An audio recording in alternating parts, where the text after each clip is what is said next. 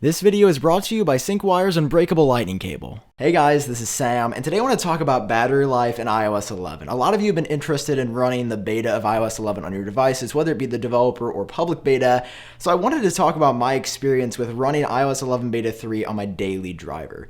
First off, a lot has changed and improved since iOS 11 Beta 1. I hope none of you were unfortunate enough to run that on your devices. I tried that either on this iPhone 7 or my second one, and it was one of the worst decisions I ever made. Not only was I experiencing reboot loops on my iPhone 7, but I also got really bad battery life.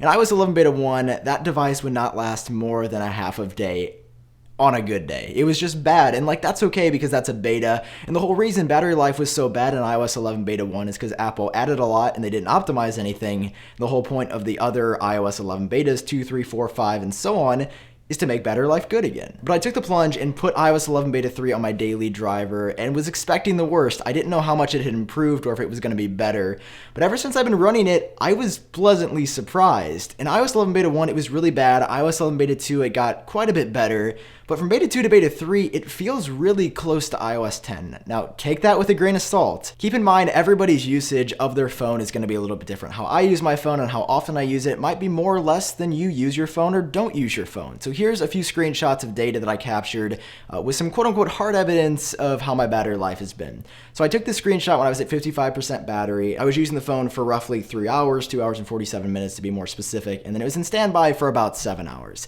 I think that this is really good battery life. I mean, with 55% battery, this basically means I could use the phone for another 2.5 hours before it reached 5, 10%, and it would be in standby for another 2 or 3 before I reached 0. So that seems like pretty good battery life to me, but it's not always going to be the same every single time. In this other screenshot I took, I was at 57%, and I'd only used the phone for about the same time, 2 hours and 49 minutes this go around, but my standby time was only 3 hours. So half the standby time and the same usage for roughly the same battery life. So standby, for whatever reason, this day was a lot worse than before. And finally, in this third screenshot, I was at 38% battery. I'd used the phone for about 3 hours and 42 minutes, actually exactly 3 hours and 42 minutes, and it was in standby for 4 hours and 53 minutes. So a little bit different data, but once again, I would classify this battery life as good. Definitely not great or as good as iOS 10, but something you could totally live with if you really wanted to run iOS 11 on your devices. If you're thinking about taking the jump,